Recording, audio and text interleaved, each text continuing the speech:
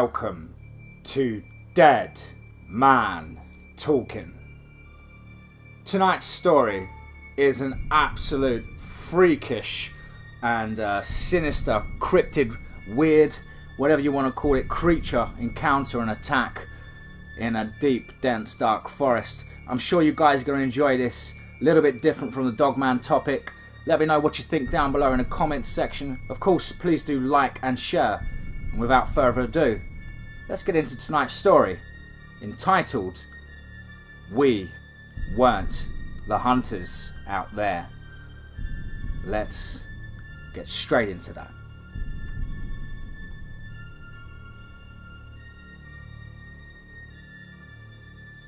So this happened to me a long time ago. I kept it quiet for many reasons. The main one being, no one believed me. So I stopped trying to convince people. But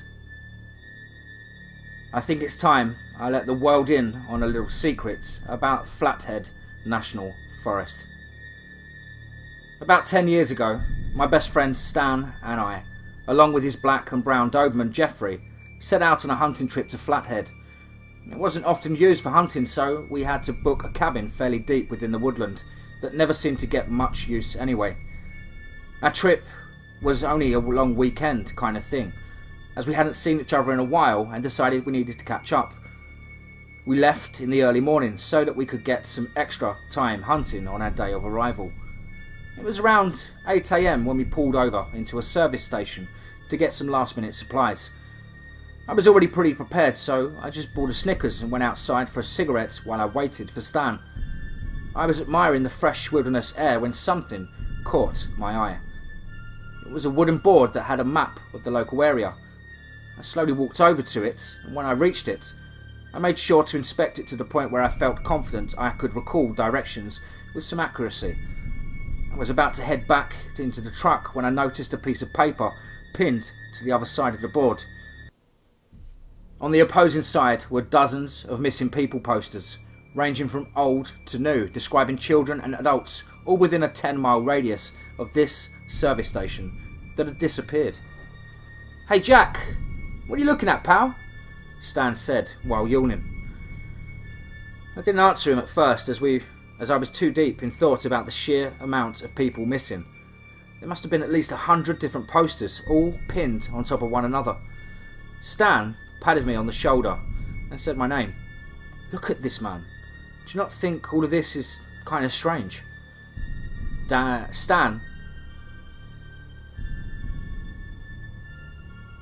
Stan removed his aviators and placed them on his baseball cap before giving the board a look. His breath condensed in the early morning, escaping every time he opened his mouth to chew his gum. He had crumbs caught in his light stubble of his chin from his breakfast bar, and every time his mouth opened for a chew, then slowly fell from his face. "Well, yeah, I guess." He checked his watch before saying, "Come on, we want to get to the cabin before 10. I agreed. Before Stan could put the keys in ignition, his phone began to ring. Jeffrey's ears perked up at the noise while he slept in the back seat. Stan did that typical thing where he patted his pockets of his brown leather jacket first. When it wasn't there, he moved his hands down to his tan cargo pants for a low pat-down. He answered it, but there wasn't much point as neither of us could get any reception. After a few stutters, Stan said, "Fuck it," and shoved his phone into the truck's glove box. The cabin we'd be staying at was literally in the middle of wilderness, isolated from any other structure for a good miles. It was a 20-minute walk from where we had parked the truck, and as the truck wouldn't be able to fit up the path, we had to leave it in a clearing not too far from the road. It took us 2 trips to get all of our equipment as well as our food for the weekend up to the cabin. By the time we had it, it was around 10:30. The cabin was simple on the outside. It was built from a dark coloured wood that matched the bark of the pine trees around it, with a little porch area outside. It was built facing east, so we could enjoy watching the sun rise in the morning, which meant the back door was closest to the path outside. Inside were these just 3 rooms, 2 of which were bedrooms, and the other a combined kitchen and lounge with a small table separating them. We decided it would be better to have an early lunch, then begin hunting in the afternoon. I prepared 2 simple PB&J sandwiches for us both while Stan began unpacking our stuff. We sat at the table, each with a cold one in our hands, when we heard it. I have to say, at the time, I had never heard anything quite like it.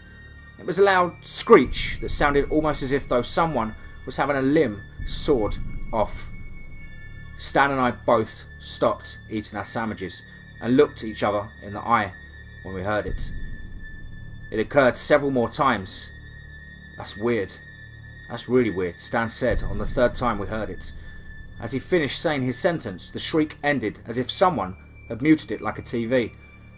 We both shrugged it off and prepared for our afternoon of hunting. 3 of us were out there all afternoon, and I was surprised at how well behaved Jeffrey was. I had never been hunting with him before, so I didn't really know what to expect. He didn't chase after any noise or bark at any sound, and better yet, even when he did actually see something, which was rare, he didn't run to try and catch it himself. Let's just say I was impressed. Throughout the day, I did start noticing something strange, however. On a big majority of the trees, there was some kind of blood. Some blood stain. Sometimes it was dry and hard to notice, but on others, it was fresh and very visible. Stan, I whispered, you seeing these weird red stains on the trees? I said, staring at one particular stain intently. He turned around to face me and nodded with a look of concern. It was probably where some dumb squirrels were shot mid-climb or something. I don't know. He tried to play it off as though it was nothing, but I could tell it was bothering him. Around half hour later, the 3 of us made our way back to the cabin empty-handed. We were both frustrated by the lack of game that we decided to clock in early. Stan and I had been in our separate rooms a mere half hour when we heard it again. I immediately sat bolt upright in my bed, waiting for whatever it was to repeat the noise again.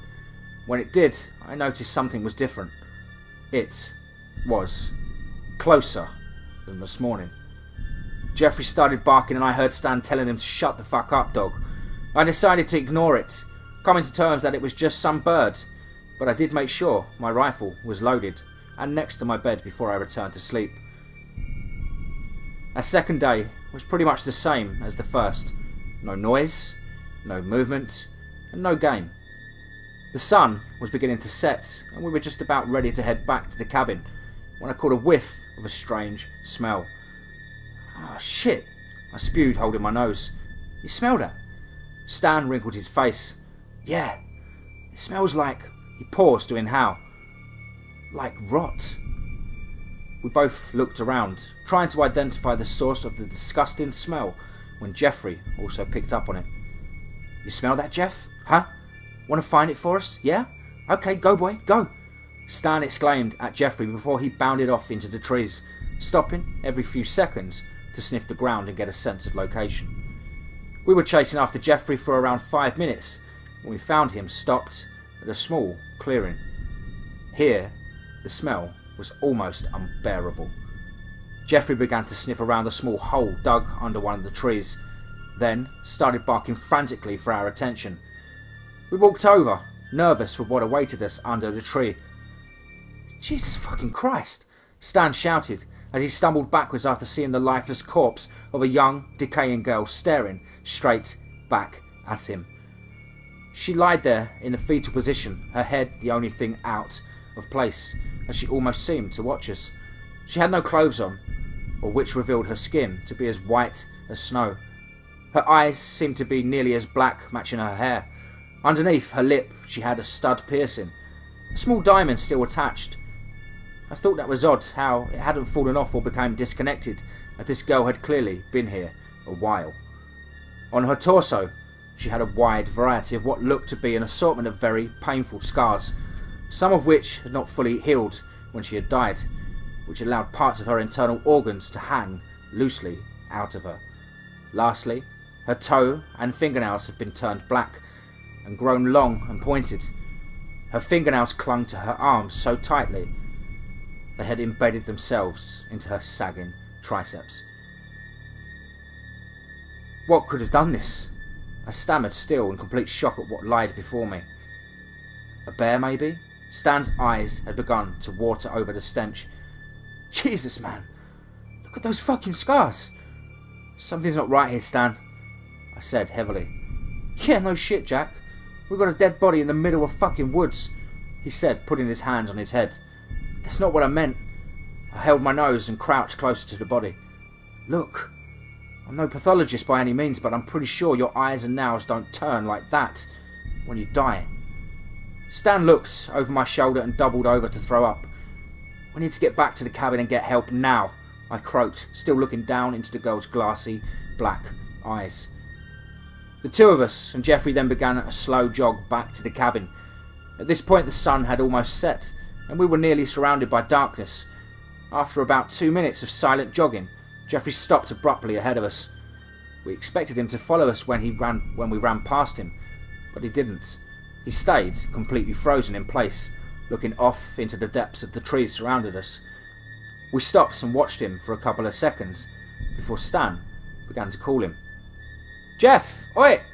Jeff, you stupid dog, come on! Jeffrey lowered his head and began to whine at the trees. Jeffrey, being a Doberman that was used to the wilderness, he shouldn't have been scared enough to whine at anything. Stan pounded over to Jeffrey and grabbed the dog's collar before looking up to see what Jeffrey was so frightened of. Jack! Stan squeaked. Come here! I slow-paced over to the two of them and followed their eye line off into the distance. 50 metres into the trees, there was a man. He was completely naked for a start and stood with his back facing towards us. His skin was as white as paper and it stuck to his thin skeletal frame, as if all of his muscles had withered away. He had lots of large bald patches on his head, separated from each other by a few tufts of hair clinging to his scalp. He stood so still, you could easily have mistaken him for a marble statue. What the fuck is that? Stan whispered. I don't know. My voice shook with fear. As we said, that thing's head started to turn. Stan and I remained motionless, too paralysed with fear to even think about moving. Its head did a full 180-degree turn until it locked eyes with us. Its face was emotionless. Its nose looked like it had been slowly decaying away from its face. Its right cheek was open and infested with maggots, and its eyes were nearly all black. I wanted to run. I wanted to scream. In fact, I wanted to do anything except stand there and keep looking at whatever this thing was in front of me. Then its jaw began to crookedly open, emptying more maggots out of its mouth. That's when I heard it. The noise erupted from the thing's mouth and echoed into the surrounding woodland around us. I shot my head towards Stan and he stared straight back at me. Jeffrey immediately started to bark and began to jump around, his collar still held by Stan in a vice-like grip. That's no bird, Jack, Stan stuttered. We need to get out of here. Right fucking now, I managed to say in a calm voice. We sprinted back to the cabin. We dumped our empty game bags and kept our rifles in our hands as we moved through the forest. As we ran, we heard more and more screeching, now coming from multiple directions, and never getting any quieter. We barged through the cabin's front door and bolted it shut. We then locked the back door and all the windows before stopping to catch our breath. We need to call for help, Jack, said Stan, in between panting. I quickly checked my pockets before remembering. Oh, my phone was in the game bag, I shouted in annoyance. Where's yours? Stan did the same. He checked his pockets of his jacket and pants before placing his hands on his head. Well? I demanded. It's in the truck. I must have forgotten to take it out when we were unpacking, Stan sighed. Oh shit, I muttered as sat on the wooden chair by the table and placed my head in my hands, the screeching continuously getting louder. We both waited there in silence, neither of us providing any helpful ideas. The screech sounded again, except this time it was much louder and seemed to be much closer. I'm going to go get it, Stan stated as he picked up his rifle and prepared to unlock the door. Are you out of your goddamn mind? I stood and shouted at him. "Do you know what that is? That thing might do, if it catches you." Stan looked up at me, his eyes sad. "I'll see if I can get a hold of someone. If not, I'll find a way to get to the truck and back up here and get you," he said in an assuring tone. "Let me go with you. What if something No, I'm not going to let us both out of our lives. No, I'm not going to let both of us put our lives in danger. That's being stupid," he stated. "If I'm not back within 30 minutes... He didn't finish. I couldn't persuade him out of it. He unlocked the door and I gave him a good luck as Jeffrey and him marched out the door. I locked it behind them and sat back on the wooden chair alone. I had been consistently checking my watch to measure how long Stan had been gone, and by this point it was completely pitch black outside. He'd been gone 25 minutes. I had just started to think of plan for if Stan didn't return when I heard another strange noise. It came from the far window and sounded like chalk being scraped along a blackboard. I looked up at the window and screamed in horror. At the window was the dead girl Stan and I had found earlier. Her deep black eyes penetrated through the window, allowing her to stare right at me. Her diamond piercing underneath her lip twinkled in the light of the cabin. She had her hand raised into a fist, excluding her index finger, which was pointed upwards with a slight crook. She had her now pressed hard to the glass while she dragged it down, creating a scratch on the window. I watched in terror as she did this multiple times, all the while keeping that broken, emotionless face mere inches away from the glass and never moving her eyes off of me. After watching for a few minutes, I snapped out of my terrified trance and grabbed my rifle. As I did, I caught a glimpse of the front window, and what I saw almost caused me to faint.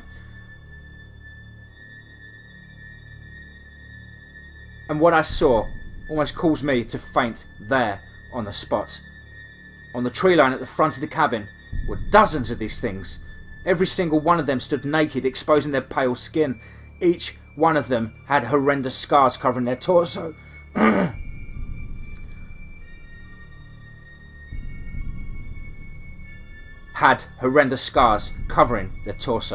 And each one had those deep, empty, black eyes. My mouth fell open at what I saw. As I watched them all, another one of these things slowly emerged from the forest edge. Its face looked mostly similar to the others, aside from the gaping wound in its eye that was still profusely bleeding. He was the only one, aside from the girl, to still have a full head of hair.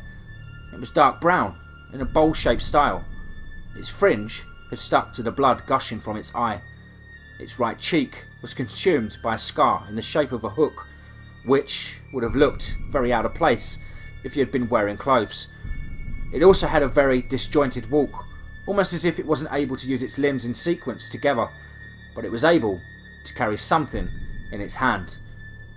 The creature was holding Jeffrey's head. The poor dog's head looked as though it had been ripped from its body. The neck bone connecting to the spine had been snapped, and it still had drapes of furry skin still hanging onto the skull. Jeffrey's eyes remained open and his mouth ajar, showing his tongue to have been mostly pulled out. I looked at the sweet dog's head and thought, Stan. The creature and I locked eyes. It held out Jeffrey's head and crushed it in its hand, spewing blood all over it and the ground, all the while delivering that bone-chilling screech while it did it. With a screech, all of these things surrounding my cabin performed that fragmented walk and started making their way towards the front of the cabin. They began to bash their hands and heads against the walls, cracking and chipping at the wood, separating me from them.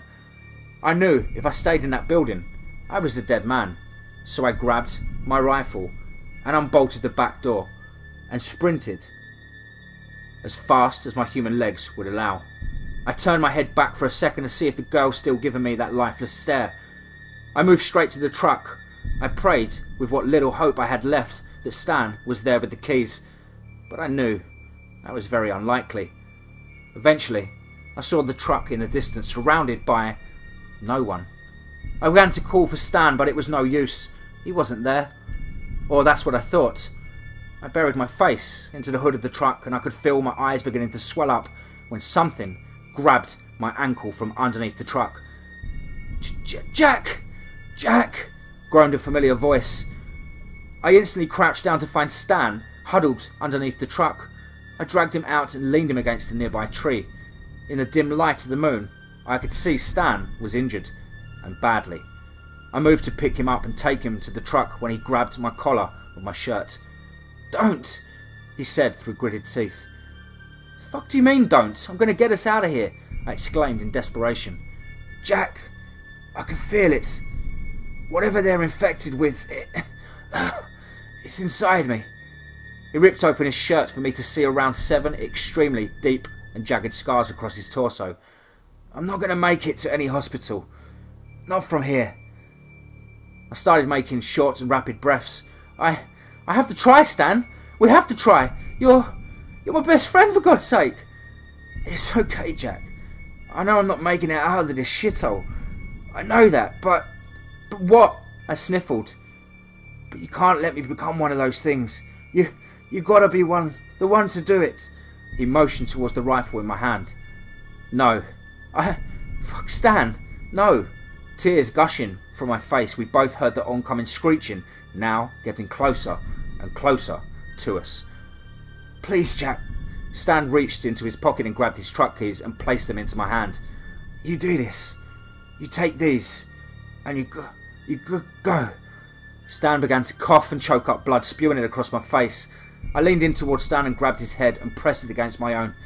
"They killed my dog, man," sobbed Stan. His head shook up and down as he cried. "I know, buddy. I know," I said as I removed the safety switch from the rifle. "You'll be with him soon." I stood up and watched Stan as he closed his eyes. I aimed the barrel at Stan's bruised forehead and fired. I watched as his head fell limp and followed his now lifeless body as it flopped to the side of the tree and hit the floor. I turned around and jumped into the truck. I didn't want to be in this forest a second longer. I reversed out of the clearing and onto the road. I checked my rear view mirror to see a sight I will never forget until the day I die. Standing on the edge of the tree line all around that clearing were hundreds and hundreds of pale humanoid figures watching the truck leave. All still as stone. A group was standing near Stan's body. Only God knows what they were doing to him. I drove to the service station we pulled into on the way there. I parked, sat and sobbed into the steering wheel. I was still trying to get my head around, everything. I eventually pulled myself together and decided I needed to get home, and I would decide what to do from there. I put my keys into the ignition and glanced to the left. I noticed the missing people posters once more, and I was close enough from within the truck to read them without having to strain my eyes too much. I saw one particular poster. Gemma Kingsbury, missing 24 days.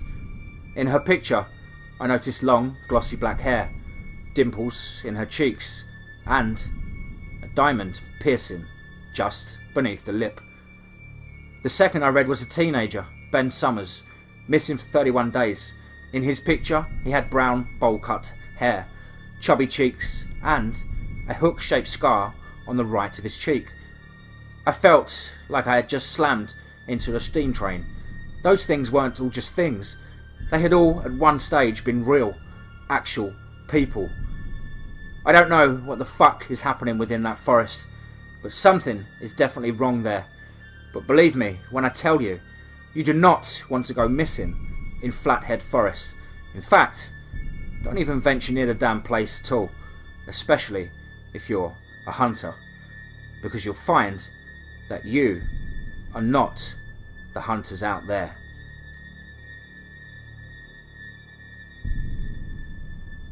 File number 50198.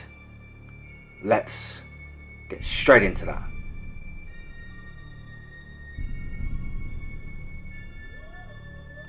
Location: Plum Island, New York, USA. The US government's Plum Island facility is an extension of their post-World War II Cold War research.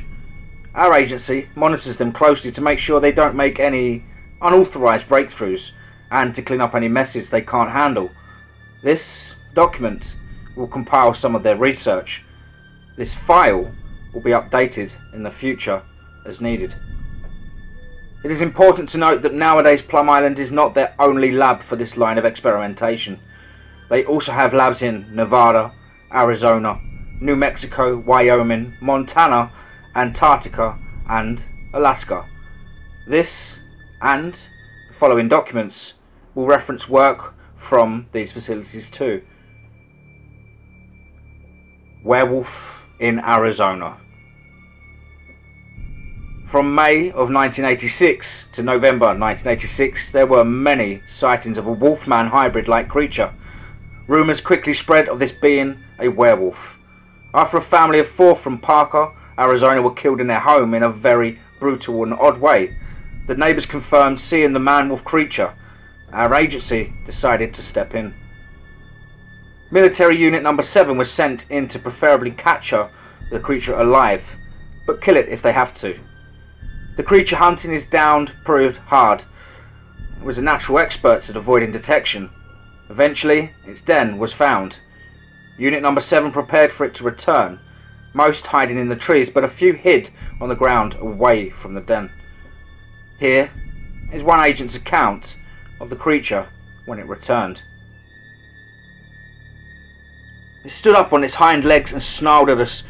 It had to be 7 foot tall, covered in medium-length brown hair, a long snout with sharp teeth, pure white eyes with visible veins showing in their whiteness.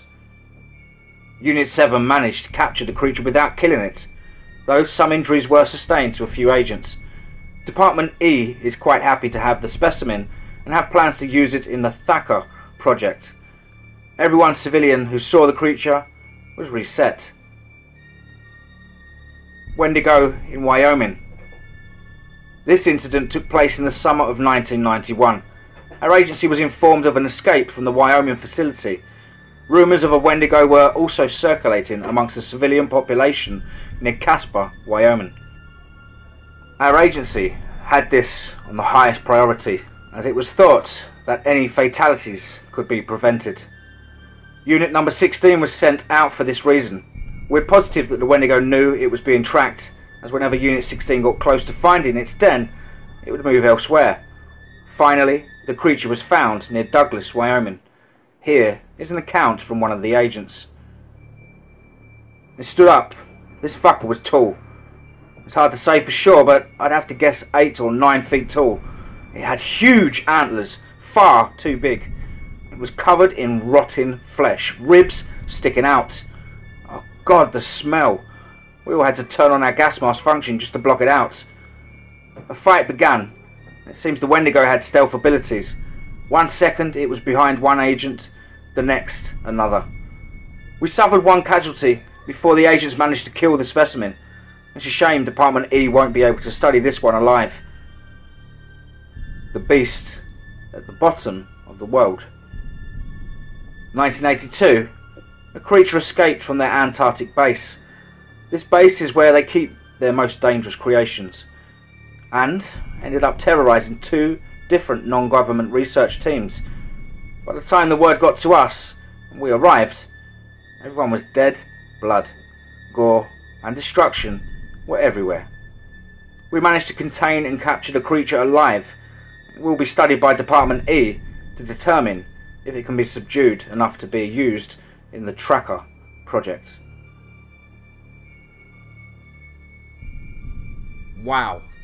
Hope you guys enjoyed. Guys, please do let us know down below in the comments what you thought. Of course, please do like and share. And remember, above all, be safe, not sorry.